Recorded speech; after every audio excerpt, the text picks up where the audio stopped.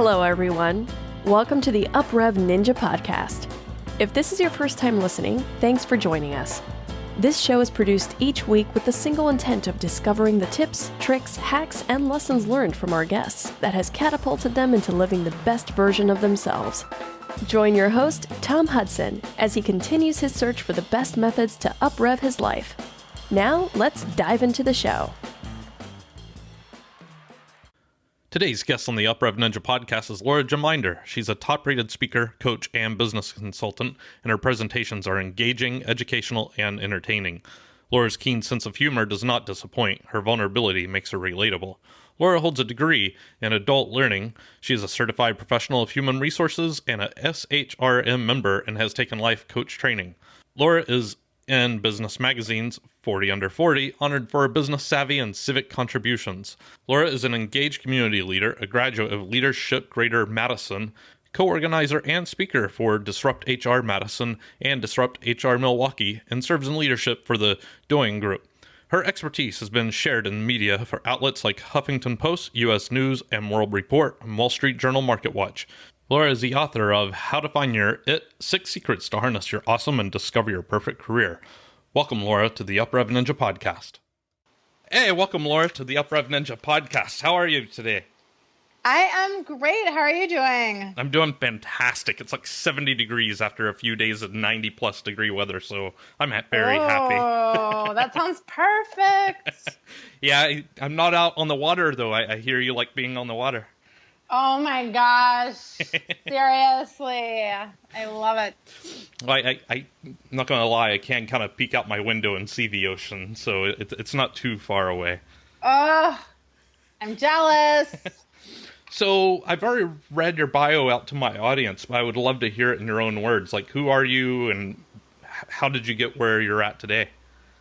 Oh, starting off with the hard questions. How did I get where I am today? Oh, well, I really start by taking people back to college. We can all relate to that experience for the most part. And I was one who fell into a major just to graduate a semester before my little sister. And I joined my best friend at her internship, and it ended up turning into a career in corporate human resources.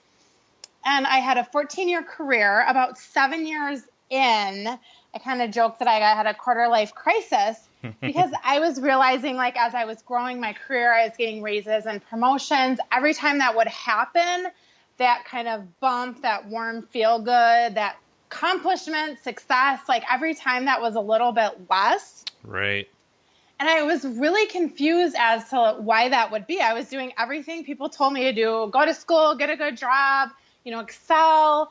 But then at the same time, too, like my personal life was just a lot different than I thought it would be. I thought I would, meet someone, get married, have kids, and, kind of the timeline that's kind of the quote unquote, like normal lifestyle. And so I really kind of felt stuck. And in feeling that way, I decided to start giving back more. And I got very involved in community leadership, which only magnified how I was feeling at work and how I was feeling in the community, being engaged, giving back, and really the leadership skills and really being engaged and really being energized and really loving what I was doing. And so I said, why is it not like this in my career? It just didn't seem right. It didn't feel right. And so I spent almost 7 years really doing a lot of soul searching. And I don't usually share this, but yeah. I went to see the movie Eat, Pray, Love. Okay, and it was like, I know it's like so cliche, but it was like, oh my gosh, I could so relate to someone feeling stuck in their life and then to be able to see the changes that came. And it was just really inspiring. And I left the movie and I went and got a journal and I never looked back. And it was kind of that like aha moment for me that really I'm in charge of my life. I'm in charge of my happiness. And if I don't like where I am and what I'm doing, then it's up to me to make changes, to take risks. And really, it's all about that, the action. And I was in that comfort zone, that safe zone of inaction for years. Yeah, I think trying to bust out of that comfort zone is really difficult. But I think even what's more challenging is even realizing that you're there. I think so many people with, social conditioning, whatever you may call it, they're just there. They're zombies, and they don't even know that they're stuck. So when you had that light bulb went off, and you're like, wow, I'm not, you kind of alluded to it a little, the promotion, salary bumps and stuff like that became less and less and less. Did you watched a movie, which I've got to, admit, it's in my iTunes library. I've watched it, okay. So it's Good. Okay. And I actually lived in Italy for a bit, so and I would love to do the rest of the movie there as well. But regardless, did you have any mentors that kind of helped you along the way, or were you kind of isolated when you were going through this? I have been one to have really a hard time. I'm the oldest of three girls. I've always had kind of that leadership, do it myself kind of attitude. I think those are maybe my first thing, Mama, I do it myself.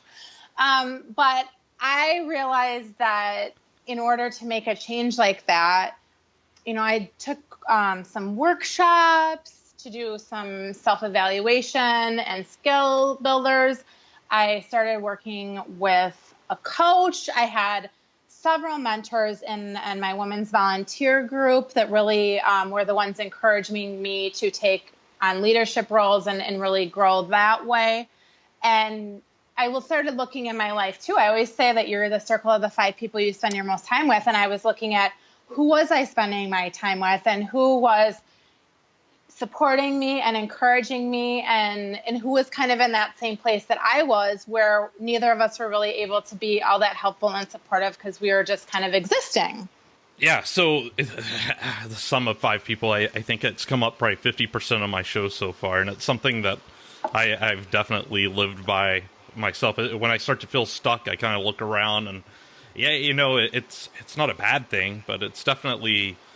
Yeah, I don't know. It's tough because you have to find people that are just as, into self-development as you are. And that can be a good thing, but it can also be exhausting. Yes. I was in this mastermind group for just over a year, and I had to leave it because I felt like I had learned so much about myself over the course of that year that I was having a hard time integrating what I was learning, and I didn't feel like I was getting the value out of it as well as, being able to just contribute to myself and giving myself that little vacation that I needed. So yeah, it's a process. It is. We don't do enough processing sometimes. Yeah.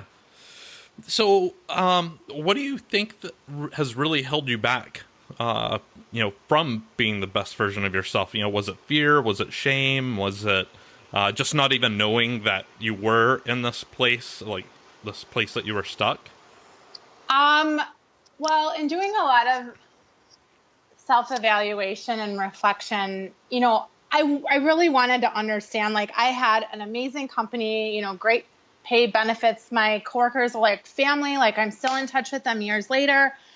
And that was really important to me. I really needed to understand that time to really make peace with that, because why would you stay 7 years somewhere where you didn't feel like you were in the right spot? And for me, I go back to Maslow's hierarchy of needs. And for me, it was really about safety.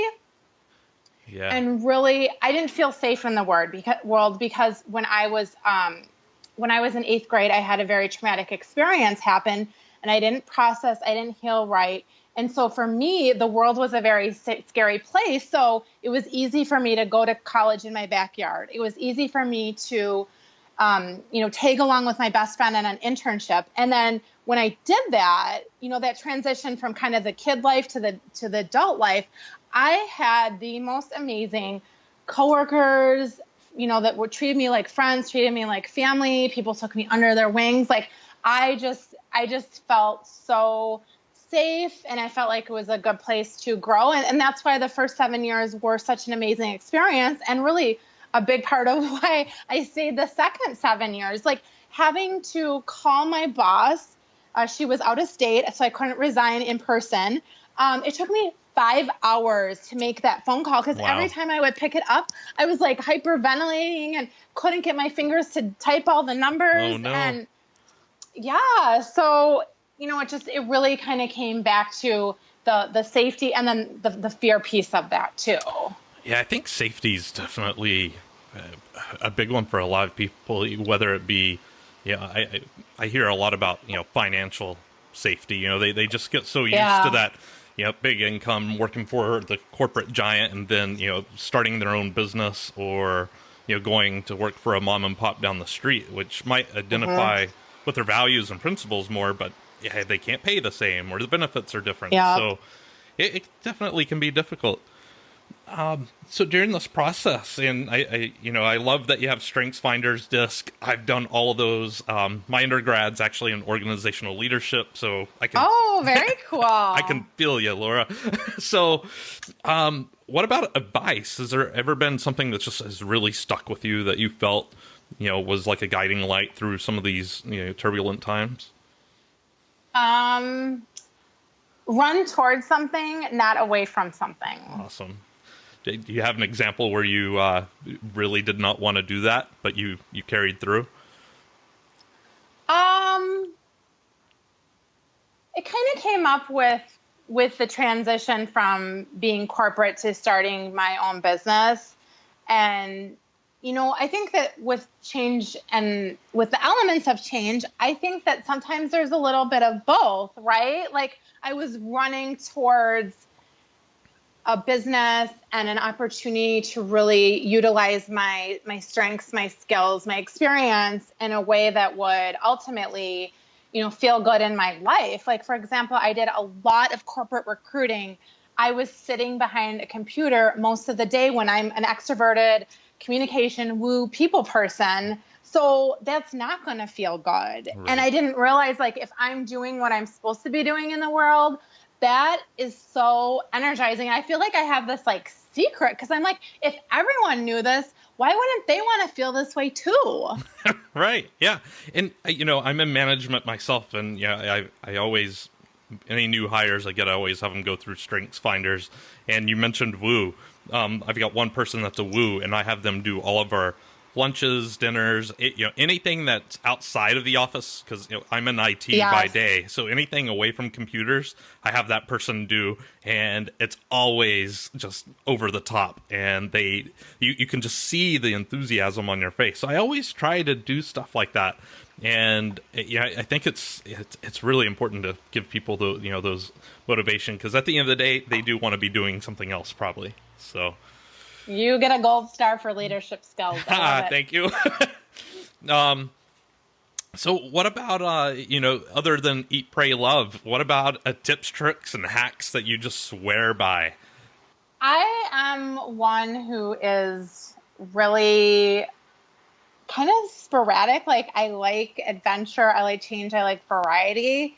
And so how that's kind of shown up for me versus when you are involved in a lot of volunteer work and have your business and have your personal and professional, like I'm in a long distance relationship, and, I have a lot going on. And so, a lot of times people are asking me, how do you balance that to stay so productive? And I really focus kind of talking about, values. It's like, how do I want to feel, but what do I want to accomplish? So I'm one, the night before, I have a want to-do list. And I'm very purposeful on what's on my to-do list to make sure it's things I want to be doing. And if they're not, how can I transition those off? And then really making sure that the things I need to get accomplished are in the next day's schedule. And really just kind of focusing on like 3 main things. And then anything else I get done is kind of the cherry on the sundae of life. Yes. Yeah, that is a very similar process I take. And actually, one of my coaches today, he posted, he reframed it. So rather than saying my to-do list, it's my get-to-do list. Yes. I like that gratitude. That triggers gratitude. Exactly. Yeah. So I get to go to the gym today. I get to have dinner, I get to cook for my family, things like that. So definitely. What about books? I'm a huge Sir Ken Robinson fan. The Elements and some of his other books. Like that was one I got like halfway through, and I just started, like the truth started like pouring out of my mouth. I was telling like anyone and everyone, I'm quitting my job and, going full at it in my business. Like, wow. And I was telling people, and I was like, oh, I guess that's what I'm doing. Like, it was so inspirational to me. It really was like, a mirror and a reflection of like where I want to be and what I want to do. So I got to imagine that was, family, friends, coworkers, everyone, when you came out and said, hey, I'm just going to, and you became very open and vulnerable, like, hey, I'm going to quit my, 9-to-5 corporate job and I'm going to dive into this full time. Did you have a lot of positiveness and reinforcement behind that? I assume some people thought you were crazy at the same time. I am really lucky that I have super supportive friends and family. I think, I just got a lot of encouragement. I did have one aunt was like, oh my gosh, that sounds so scary. Are you sure you want to do that? But it was like in a place of like complete love. And really it was a reflection of like, her values and what's important to her and just like her love and concern and support for me. And, it's been very cool because I do a lot of motivational speaking on top of the coaching and business consulting. And she came and was in one of the audiences for one of my presentations. And she's like, I totally get it. Now I know I had to like follow this lifestyle and, grow your business and make these big changes. I've never seen you happier and you're impacting so many people. That's so fantastic. Yeah, it's easy to take on other people's filters and their fears. So being able to separate yourself, like I still do that from time to time. I'm like, I just took on someone else's fear. Why is that mine? Yeah. So, what about experiences that you would recommend? I assume you could recommend, getting out of your corporate role and diving into something that you're passionate about, but or selling in the San Francisco Bay. Oh my goodness. Well, and it was funny too, because when we got on the sailboat, it was about two summers ago, I went with my boyfriend and his family, and he still brings it up because he said that he was like, thought it was cool that I was like so into it and, the adventure and excitement. And there was one point where the boat, like I've never been on a big sailboat like that. And his uncle was driving the boat, and there was one point where the boat significantly tipped, so that we're like looking at the side of the boat, and like almost my side of the boat's almost on the water. And he said the look on my face was priceless. But he said like he just saw that like, I'm scared and I'm going to do this anyway. I'm having, the adventure of a lifetime. Well, the picture of you is just like not just the smile, but it's like, I don't know. There's so many different emotions I got when I saw that picture. It's like content and just like I belong, and you look super relaxed, and it's just like, Yes, just that was an hour later, Tom. I got my sea legs. I was, we steered into calmer seas. We're going to live. Yes. I'm terrible because I did leave a little note on my door. We were on such an adventure in that trip and going up Highway 101 and doing all kinds of crazy and exciting and cool things. And I left a little note in my condo that if I died on my trip, I just wanted everyone to know I was really, really happy and living the life I wanted to live. That's awesome. That's great. Wow.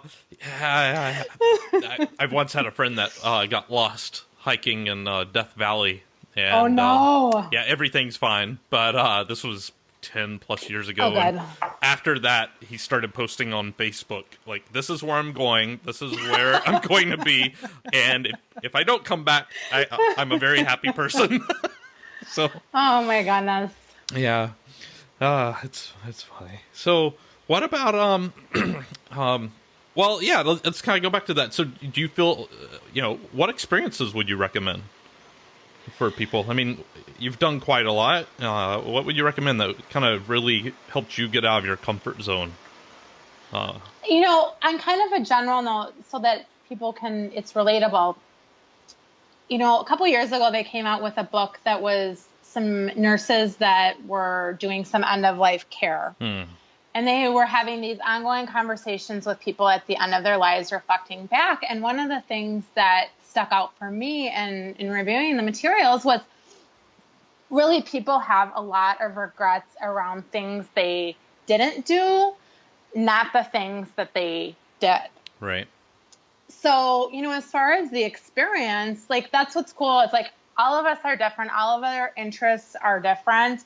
And I think that, we talk a lot about having, a bucket list and, what are those things that you've always been wanting to do and why aren't you doing them? If there's a trip you wanted to take, why aren't you saving the money? If there is, quitting your job, or I had a client, I'm so proud of her. We started working together in about 5 years ago, and her whole life had really wanted to get her master's degree. And she's a lifelong learner. She really wanted to get her master's degree. And she's like finalizing her thesis and getting her master's. She walked. And I just like had this like pride that as, in her 40s as a returning student, that she would be accomplishing such a major goal. But I think like, what are the experiences that you want to have and why aren't you letting yourself live fully? Yeah, that's fantastic advice and awesome for the client of yours that got her master's degree. I mean, that's no easy task. Oh my gosh, she is my Cheryl. So, one thing, we're always trying to become better and, always trying to continually improve who we are, either personally, family, whatever. What are you currently working on in your life? Oh my goodness. Oh. I am, I would say one of the things that I'm working on is that, on a whim, I have said yes to a project to collaborate with, a friend, a woman who is in the same industry as me. And it kind of seemed like a great idea. And it's not been a great idea. It's been like a life-changing experience. And so me saying yes to something I thought was small that has really, really grown and has actually at this point, the collaboration's about, 2 years, 3 years. Yeah. I'm losing track of time. It's so awesome. But I think things like that where, you're kind of like, how does this look in my life? Someone that I, had lost touch with and, we've reconnected over the last couple of years and we're in business now too, because when I first started, it was like, yeah, I'm going to do my own thing. I'm going to rock my business. And then now because of we do these disrupt movements, these events that impact the world of work. And it's really getting big. So like, I'm really kind of working through what does that look like for me personally and professionally, and how do I really honor that relationship and what we're building together. Wow, that's really, that's a whole different level. How do you honor that relationship? That's a completely different level. And the fact that you've lost time just means you've been in the flow state for 2 to 3 years. That's a good thing. So definitely, we joke because we are like our skill sets, our strengths are complementary, and just we have a good thing going. And kind of back to some of the questions that you talked about earlier too, with kind of moving past fear. Like for me, I've seen having that collaboration, having that partner in crime makes things that would otherwise have been really scary to me super not scary. Right. Yeah. No, it's good because someone has your back. So yeah. So earlier, you talked about one of your habits. The night before, you kind of go through and write down your to-do list for the following day. What other habits do you have like that you feel really contribute to your continual growth? I would say that I'm one of those people that I always make a joke. I saw this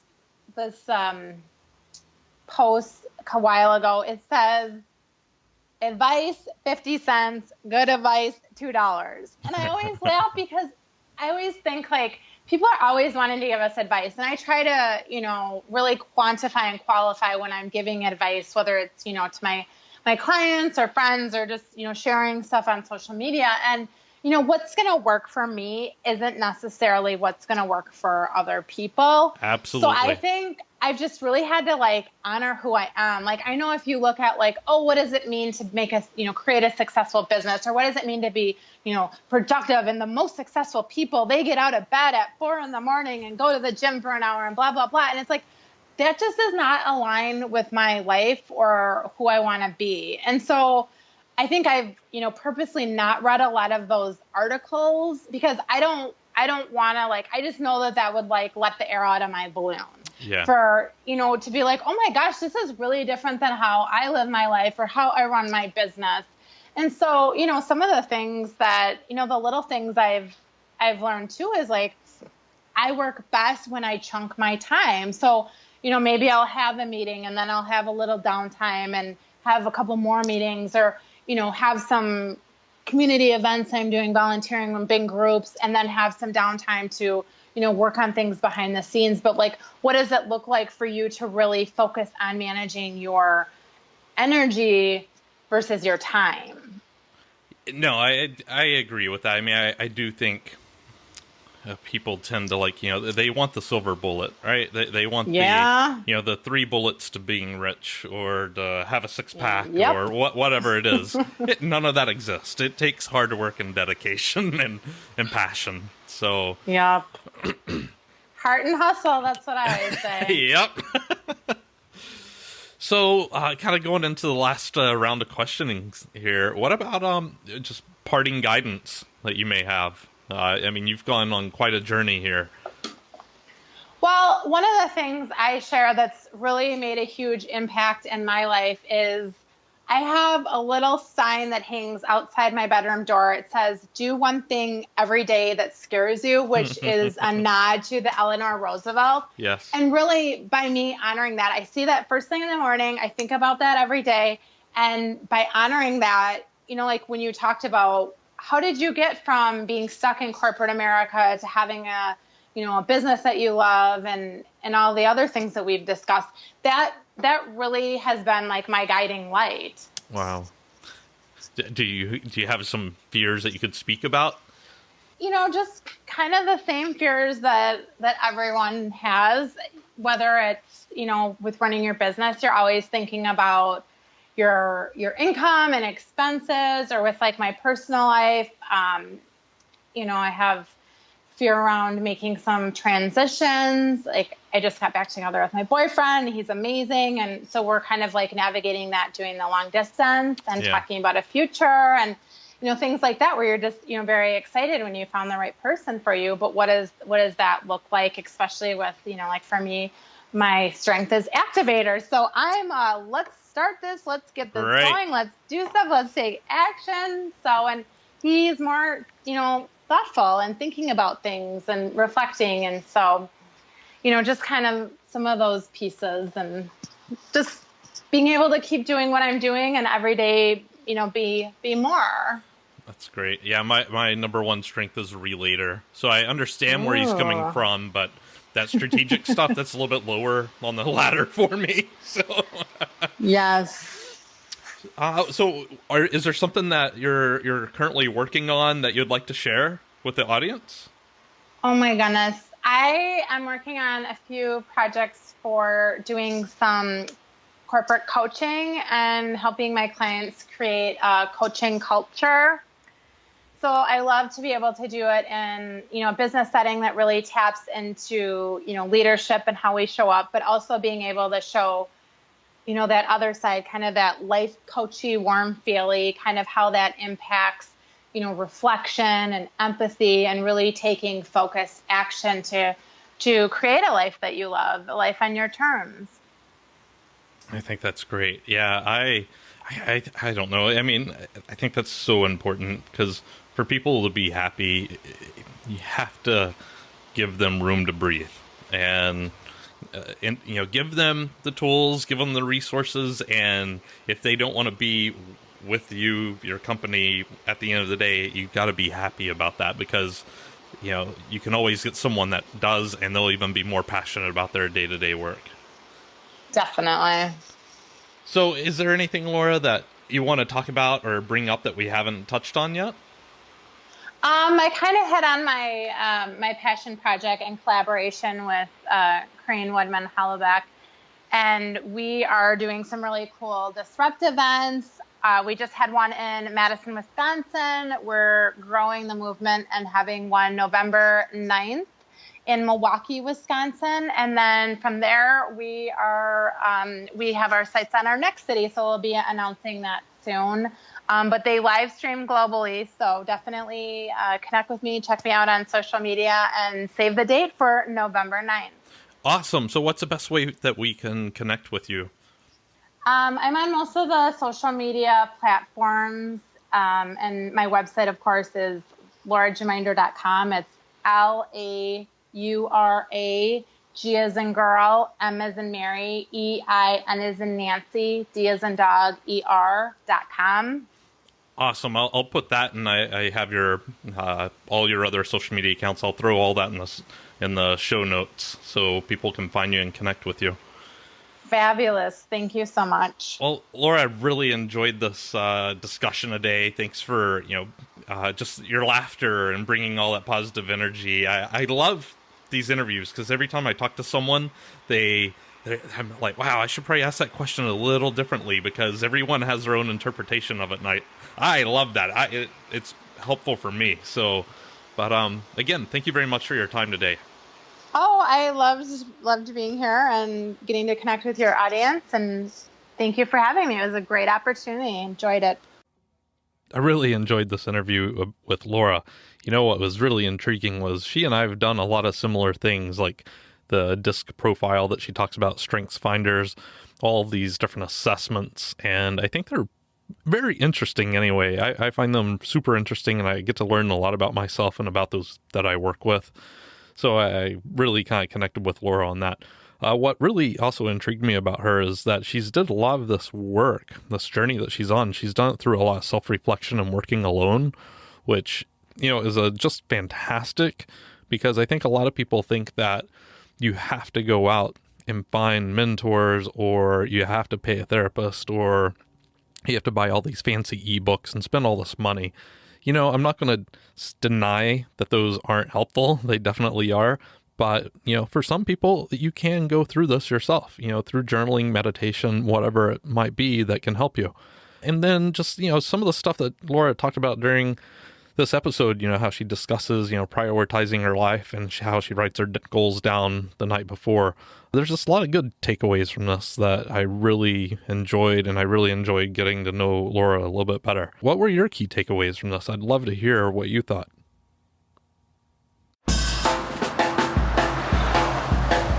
Thanks for listening to the UpRev Ninja podcast with your host, Tom Hudson. Navigate to our website at uprev.ninja today, where you will find additional resources to help you discover the best version of you. While you're there, join our newsletter and join the discussion on your favorite social media platforms. We've got some awesome guests lined up to share with us how they are becoming the best versions of themselves. Again, thank you for listening. Now it's time to go out and uprev your life.